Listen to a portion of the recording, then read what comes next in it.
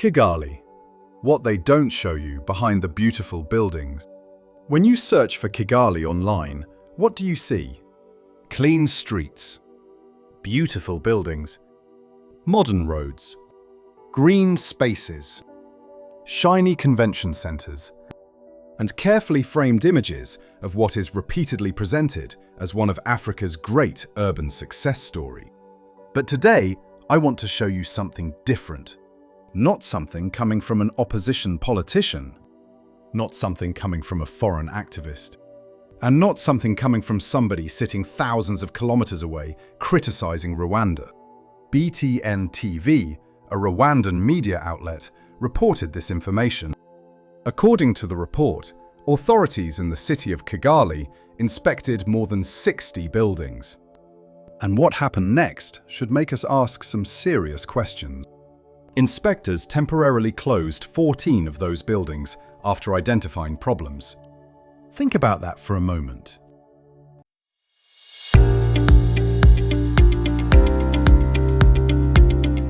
These are buildings in Kigali. The same Kigali whose beautiful skyline, clean streets and modern architecture have become an important part of Rwanda's international image. And this story reveals something that I believe deserves much more attention. Because there are two ways of looking at a city. There is the Kigali that you see from the road, and then there is the Kigali that people actually experience when they walk through the door. Those two realities are not necessarily the same. And that distinction matters. For years, the government of President Paul Kagame has been extraordinarily successful at marketing Rwanda internationally.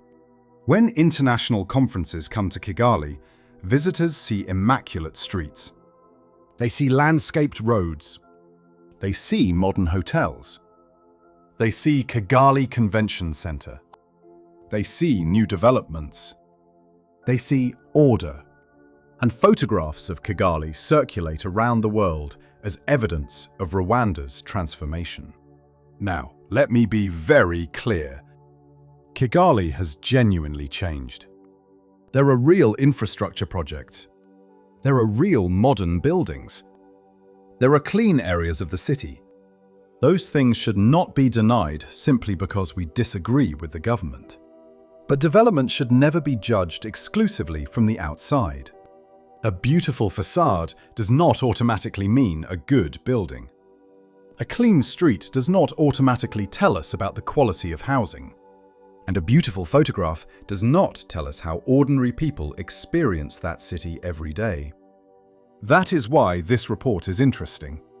According to BTN TV's post, more than 60 buildings were inspected and 14 were temporarily shut down after authorities found shortcomings. 14. That is roughly 1 out of every 4 of the inspected buildings. And remember, these weren't buildings identified by critics outside Rwanda. The inspection was carried out by Kigali authorities themselves. So the real question becomes, what exactly is happening behind some of those beautiful facades? Because when governments promote development, they naturally show you the best examples. They show you the boulevard. They show you the hotel. They show you the convention centre. They show you the newest building. They show you Kigali from the drone.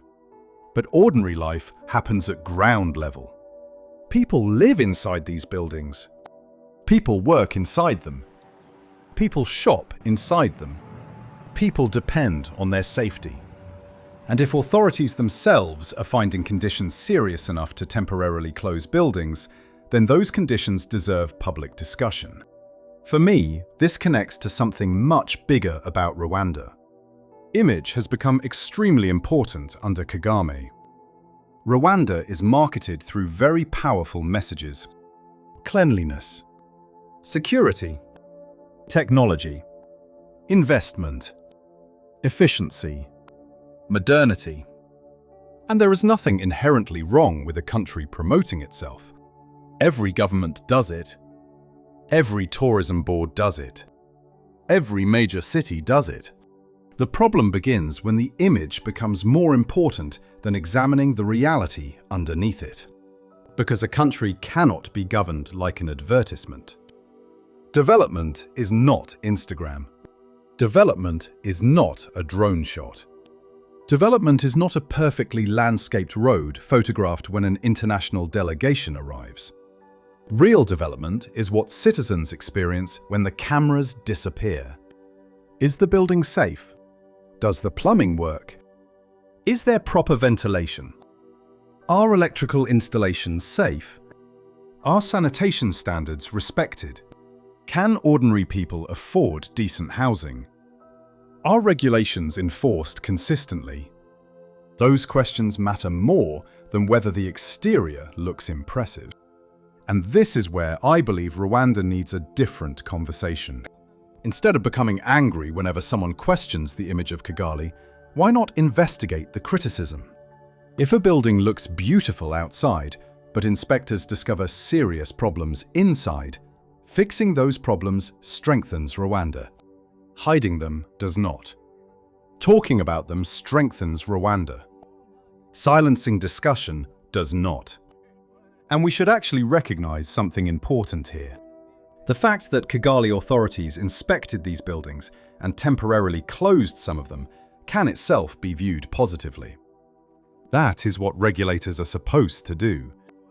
When something does not meet standards, authorities should intervene. But it also creates another question. How widespread are these problems? Were these 60+ buildings randomly selected? Were they targeted because complaints had already been made? What specific problems were discovered? How long had those problems existed? And most importantly, how many other buildings have not yet been inspected? Those are questions journalists should continue asking. Because Rwanda doesn't need another beautiful photograph. Rwandans already know Kigali can look beautiful. What Rwanda needs is transparency about what exists behind that photograph. And this discussion goes beyond buildings. It goes to the heart of how Rwanda presents itself to the world. Visitors often experience a very specific Rwanda. Airport, clean boulevard, luxury hotel, convention centre, government meeting, restaurant, another clean boulevard, airport. That experience may be completely genuine, but it is still only one experience of Rwanda. A Rwandan family renting an apartment can experience something completely different. A small business owner can experience something different. A construction worker can experience something different. A resident living far from the roads normally traveled by international visitors can experience something completely different. All of those experiences are Rwanda, and all of them deserve to be part of the story. This is why we should stop confusing criticism of the government's presentation of Rwanda with criticism of Rwanda itself. Those are two completely different things. You can love Kigali and still ask questions about Kigali. You can appreciate Rwanda's progress and still demand better standards. You can recognize beautiful infrastructure while questioning what exists behind the facade. In fact, that is exactly what responsible citizens and journalists should do. And there is another reason this matters. When a government invests heavily in presenting itself as exceptionally efficient, every contradiction becomes more important. If you tell the world that everything works perfectly, then people will naturally pay attention when something doesn't. It would be much healthier to say, yes, Kigali has made tremendous progress. Yes, Kigali has beautiful areas. But Kigali also has problems. Some buildings may not meet standards. Some residents struggle. Some infrastructure needs improvement. And there is still enormous work to do. That would not destroy Rwanda's reputation. It would make the country's story more credible. Because no city is perfect. Not New York. Not Paris. Not London. Not Brussels. And certainly not Kigali. The difference is whether citizens are allowed to see the entire picture. So the next time you see that famous photograph of Kigali, the clean boulevard, the modern tower, the perfectly landscaped roundabout. Don't automatically assume that the photograph is false. But don't assume that the photograph tells you everything either. Look beyond the facade. Ask what is happening inside. Ask how people actually live. Ask whether regulations are being respected. Ask whether the reality experienced by ordinary Rwandans matches the image presented internationally. Because ultimately, development should not be measured by how impressive a country looks from the outside. It should be measured by the quality of life behind the walls. And perhaps this inspection of more than 60 buildings in Kigali, with 14 temporarily closed, gives us an opportunity to ask a much bigger question. How much of the Rwanda we are shown is the whole Rwanda?